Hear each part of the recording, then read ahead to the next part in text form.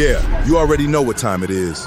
From the streets of LA to Miami's drug empire, we talking fights, power, respect, and in GTRP, man, anything can happen. Betrayal, money, chaos. This ain't just gameplay. This real street cinema. Tap in or get left behind.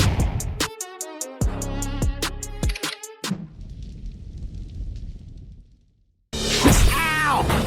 What the hell you want, Kang? I'm looking for this pig and I'm betting you know him. I ain't telling you shit. Oh, I think I can make you There's a swear. version of 2003 where this game won, where Luxoflux didn't get folded into Activision's basement, where True Crime became the franchise, where Rockstar looked at what 80 developers in Santa Monica pulled off in 2 years and said, we're in trouble. Quick. Yeah, trouble. Hey, Rosie, say hello to the poster child against inbreeding, Jimmy Fool. Question is, what's your brother worth? Here, please. Oh! My brother's a cop, you creep! Oh! Stop busting my plate!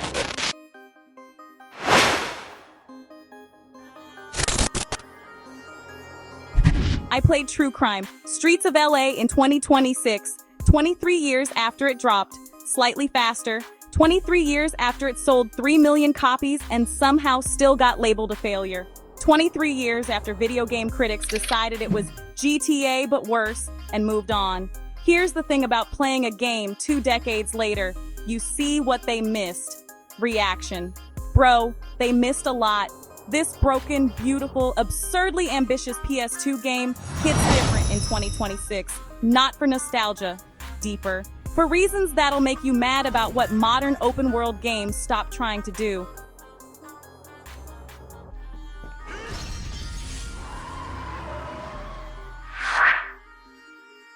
Let's get into it. Quick, come on. First, you have to understand the sheer audacity of what Luxoflux attempted. 80 people, 2 years, $25 million. They scanned 240 square miles of Los Angeles by hand, and I mean by hand, driving every street, photographing every block. Nobody was doing this in 2001. Google Street View didn't exist yet. These developers were literally building a digital LA from the ground up, while Rockstar was still figuring out how to make Tommy Vercetti's arms not look like hot dogs. Activision looked at Grand Theft Auto selling 20 million. Woo, woo, woo, woo. And did the most Activision thing possible. They said, hold my beer. They said, make her one of those. Get off of there. Get off of there. Tommy takes one of them. Them my mama biscuit. Them my mama biscuit. Yes. Yes, Gina. No. Don't mama biscuit. But bigger and with Kung Fu. And bracing narratives. And a morale system. And we need it in 2 years. If that sounds insane, it's because it is. This is like your homeboy saying, I'ma drop an album, launch a clothing line, open a food truck, out by next Tuesday. You respect the ambition. You also look at him like, what the fuck are you talking about? Ain't no way. You play Nick Kang, suspended LAPD detective, martial arts problem, the exact dude who might try to fight a police horse. Half Asian, half wisecrack, 100% off book. Opening scene, captain chews him out, then a shadowy unit recruits him out of a donut shop. I'm not making that up. Slower, deeper. The elite squad meets in a donut shop. That's the energy here. Sweet glaze, reckless decisions. Reaction. I would have left immediately. Here's the wild part. Nick Kang was built to be a franchise star. Activision wanted their own Tommy, their own CJ. Real effort, Russell Wong on voice and mocap. Actual writers, one later wrote for The Sopranos. This wasn't a lazy cash grab. This was a full swing. And big swings? Sometimes you connect, sometimes you whiff, sometimes you hit and miss at the same time. Ball flies backwards, breaks a window, scores in the wrong sport. That's true crime. Beautiful chaos. Nah, this crazy. Let's talk about the map. 240 square miles of Los Angeles. Quick. Beverly Hills to South Central. Santa Monica to Chinatown. They didn't build a parody of LA. They built LA. You can drive past the restaurant your cousin got food poisoning at in 2004, cruise down Crenshaw and recognize the intersection. Staples Center is where it's supposed to be. Hollywood sign is there, slower. And no, you cannot climb it. I tried for 45 minutes. The collision on those letters is hostile. Modern open-world games mostly stopped doing this. GTA V's Los Santos is brilliant, but it's an impression. True Crime tried to give you the actual city, and the map feels real in a way games rarely do anymore. Downside, real LA has a lot of nothing. Beat. Residential blocks. Strip malls. That taco spot open at 3 a.m. with a line for no reason. If you need activities on every corner, patience will be tested. But if you want to exist in a digital Los Angeles, just drive, soak the atmosphere, pretend you can afford Beverly Hills, this hits. Reaction. Vibes. Real talk. The combat in True Crime is better than any PS2-era Grand Theft Auto. I said it. I'll stand on it. Quick. Put CJ in a room with Nick Kang, and CJ is getting folded like laundry. I'm be real. If he would have knocked out CJ, I would have called CJ backfade.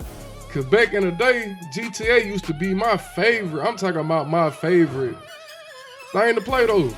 But then shit, when this came out and I found out you can unlock Snoop Dogg, man, I was on this bitch. I ain't gonna count. 3 fighting styles, street, martial arts, and the drunken master they added on a dare. Quick. Punch, kick, grapple, disarm, use the environment, throw enemies through windows, slow down time to aim, do a running jump kick that'd get you banned from a real tournament. Say less. Sounds like a better fighting system than most open world games in 2026, because it is. Quick, GTA 5 still does press circle to awkwardly slap, while a 2003 Activision game had directional inputs, combo strings, style switching, gunplay, solid, not Max Payne, not perfect. Dual wield, slow-mo aim, slide into cover, dedicated dive and shoot button. Was any of this necessary? Absolutely not. Did they do it anyway? Absolutely yes. Flex. The driving.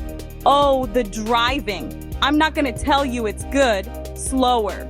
It's not. Cars handle like shopping carts filled with cinder blocks. Physics are creative, quick. You will crash. You will oversteer. You will try a simple left turn and end up on a roof. Man, what? But the jank is part of the charm. Chases get chaotic in a way polished games can't. Quick, you pit, you barrel roll, somehow still arrest the guy because he steps out to box like a gentleman. The driving is bad. Slower, but the bad creates stories, and stories are what this channel is about. Beat. Here's the thing nobody talks about. True Crime has a moral choice system GTA has never seriously attempted. As a cop, you choose. Arrest peacefully, beat them down, or execute. The game tracks it. Badge rating changes NPC reactions. Civilians run from a bad cop. Criminals surrender to a good one. Endings change based on choices. Slower, deeper, real agency, real consequences, no preaching, just results. The plot is a lot. Dad disappears. Triad to Russian mob to rogue general in Chinatown. Then boom, Dad's alive, deep undercover. It's 3 seasons of TV in 90 minutes. It moves fast, too fast. Betrayal drops, 3 more things happen, and then you're choosing an ending. Reaction, whiplash. 3 real endings, emerging from how you played. By 2003 standards, sorcery. The bad cop ending, slower, deeper. The one everybody remembers. Nick executes General Kim. His father watches. The unit gets shut down. Nick walks away. Now I'm gonna keep it 100 with you. I was making bad decisions the whole time. At this time, I'm a young little boy. What decisions did you think I was really gonna be a cop? Man, I was going around the city terrorizing shit. I'm gonna be 1,000. Credits roll over rain and sirens. No Marvel quips. Reaction. Just a gut punch. You don't get a redemption arc. No sequel hook. No, actually it's fine. A man crossed a line and the consequence is... rain. Credits. That's bold for 2003 Activision. Imagine a Ubisoft game ending like this today. You can't. Quick soundtrack sidebar because it matters. Snoop Dogg is in this game. Trust me, I'm not enjoying this.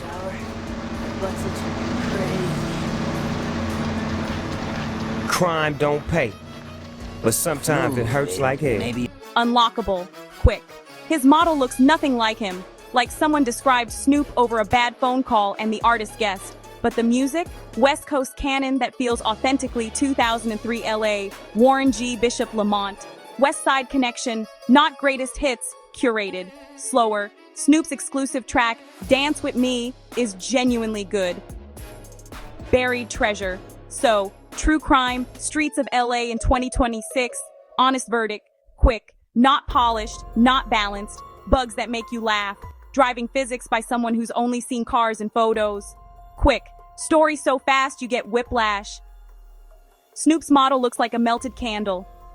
But this game tried in ways that matter. It built a real city, gave you combat worth mastering, made you think about the moral weight of being a cop in 2003.